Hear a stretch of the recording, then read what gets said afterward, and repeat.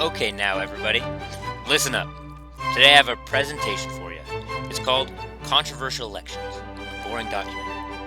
In this film we are going to delve deep into the reasons behind the feces storm that was the 2016 election. How does this election relate to controversial elections of the past, and how are they different? In my thorough research on the topic, I have come to a conclusion. The main connection between all of these elections was the polarized divide between the two parties with very different ideals on how America should be ran. This divide in our beautiful flag-waving nation meant that either way, a lot of people were going to be very unhappy with the results of the election. Everybody, look at this man. This is Donald Trump. You may recognize him from things like The Apprentice, episode 243 of The Simpsons, or maybe Home Alone 2, Lost in New York. As it turns out, this guy is president of our country, but it hasn't always been like this. Late last year, Trump and Hillary Clinton ran a race for leadership of the country. In this race, both competitors played dirty. They threw mud, taunted, and heckled each other for unrelated things that had nothing to do with their athletic or political capabilities. Donald Trump won the Republican Party's nomination after receiving a lot of media attention through his antics on Twitter, with crude language and questionable statements. Trump's main points of debate were arguing for an increased military spending, building a wall on the southern border to stop immigration, banning travel from Islamic states to prevent terrorism, and cutting federal spending and taxes. These ideas are not liked by some people in America, including the recent president, Barack Obama, and his opponent, Clinton. Because the political spectrum was very divided, there was a lot of criticism between the two competitors. This division led largely to the election that was to come. On election night, the country came up with a split 48.2% for Hillary and 46.1% for Trump. You may look at this and say, wait, isn't 48 bigger than 46? And it may leave you dumbfounded, but the country's opinion doesn't matter. It comes down to the electoral votes, meaning that the politicians wanted Trump to win more because he got 304 electoral votes compared to Hillary's 227. Due to this arguably outdated system, Trump won and became the president. Now, a lot of people got upset with this situation. Many Hillary supporters thought that Trump was a racist, sexist liar due to his actions and words that offended people. Because of this, people threw protests and got quite upset, like this political cartoon here. This anger and frustration brings back many of the controversies from our country's third election. This dude is Thomas Jefferson.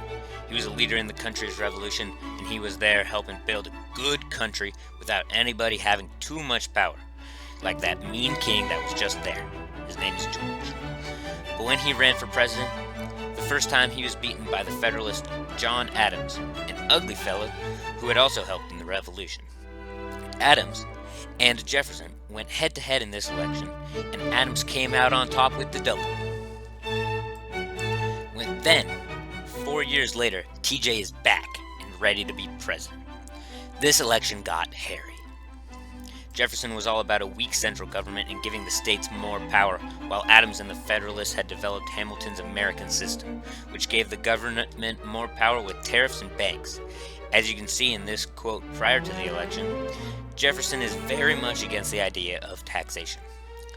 These principles of weak versus strong government are what we still bitch about today and can be seen in Trump's tax cuts and increased military spending. The political parties were split. Federalists were saying that Jefferson was an alcoholic and that his presidency would lead to open rape, incest, and murder. At the same time, Democratic Republicans said Adams supported monarchy and wanted to return to Britain. They also claimed that Adams was sleeping with two mistresses. Then, when it came time for the election, Jefferson and the Democrats won by 8 votes. But there was more to it than that. Because of the 3/5 Act making slaves count as 3/5 of a person, Jefferson received the electoral votes to win. Had slaves not been counted, Adams would have won. Then, due to a poorly designed system where every elector voted twice and the top 2 became president and vice president, there was a tie. Bad execution of plans by Republicans led to Jefferson and his running mate, Aaron Burr, receiving the same number of votes. This meant that it was up to the House of Representatives, controlled by Federalist Alexander Hamilton, the guy on the $10 bill. And and instead of backing down, the opportunistic Burr made no comment. What a sly dog. This poorly written newspaper covering the election questions the decision between Burr and Jefferson, arguing against Jefferson but pointing out the unknown characteristics of Burr. Just look at that spelling. Thank God for spell check. Hamilton believed that Jefferson was a more honorable to man despite his distaste for both of them. So after 36 votes, the stalemate ended and they chose Jefferson as president. This system that prevented Adams from winning and almost led to the election of the wrong man is now seen as moronic. But could the same be said for the electoral system that we have in place currently? When elections are as controversial and as close as Trump's and Jefferson's, flawed systems will lead to errors that stray from our envisioned democracy.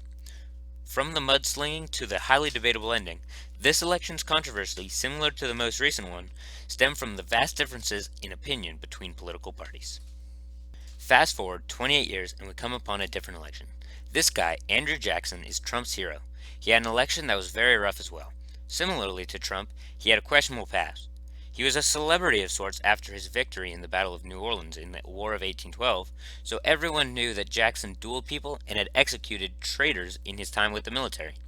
Trump's being recorded, talking of rape, his history of failed tax audits, and several claims of sexual harassment are very similar to the claims against Jackson, in that the opponents stated them, but many of the claims were ignored. Old Hickory, as they called him, wanted to sweep up corruption, just as Trump wants to drain the swamp. The election of 1828, a rematch between John Quincy Adams and Jackson, was just as split as the other two. Adams represented the New England stereotype, and just as we hate the Patriots, the South hated New England with a passion. Jackson was seen as an outsider to politics because he grew up poor and came out of Tennessee. He was seen as a Jeffersonian man, a farmer. Jackson promised an improved economy. He believed in a weaker government, nothing more than necessary. He proposed tearing down the national bank because he said it helped the wealthy. Here's a picture of him slaying a bank snake monster thing. Pretty neat. Everything was split between the country's idea of strong government versus weak government, and the drasticity of the split at this time led to an all-out mud-slinging battle like the ones we see today. In more recent times, these things have not been exclusive to the 2016 election. George W. Bush, a man with big ears, a big heart, and small brains. He was our 43rd president, and he made millions very upset. The 2000 election was between Bush and Al Gore, Clinton's vice president and an environmentalist nerd. Their campaign topics were very similar to the most recent ones. They argued heavily on healthcare, taxes, and economic growth. But Bush had advantage as people were tired of standard politicians after a Clinton scandal with Monica Lewinsky. He was seen as an outsider to politics for some odd reason. It doesn't really make sense seeing that his father was head of the CIA, then vice president for 8 years, and then president himself for another 4. But whatever. Also, Little Bush had worked in politics for most of his career. But again, whatever. People thought he was an outsider. His humble, folksy attitude and his winning smile made him seem like too nice of a guy to be a bad president. So the country was once again split between these two philosophies of government, and it led to another close election. There is very little compromise to be made. The separation can be seen based on the unchanging election results between then and now. People are really stubborn. It's like they have ideas on things and stuff. The same people have the same ideas as 16 years ago. The Republican and Democratic ideas have not changed since due to the extreme differences in belief. During the election night, the vote had been so close that the news sources initially declared that Gore had won, but the electoral votes of Florida went to Bush contrary to the popular vote, giving him the electoral majority. Then, Florida was so close that the sore loser, Gore, demanded that 4 counties in Florida do a recount by hand. Bush appealed the decision, saving those poor Floridians the trouble, and the case went to the Supreme Court. 5 justices favored Bush, stopping the recount and giving Bush the election, so he became our 43rd president. Many liberals continue comparing Bush and Trump, saying that they have a shared stupidity. This stupidity and shared political views create the separation in government that we see today, as half of the country follows Trump faithfully while the other half despises him. The country has always been split between two perspectives, but when the debate becomes too important, Controversy rises as the sides polarize. Trump, Bush, Jackson, and Jefferson were the winners of hard fought elections, but due to the errors in our electoral system, do they all deserve to be? Now that's enough education for you. Here's a bibliography.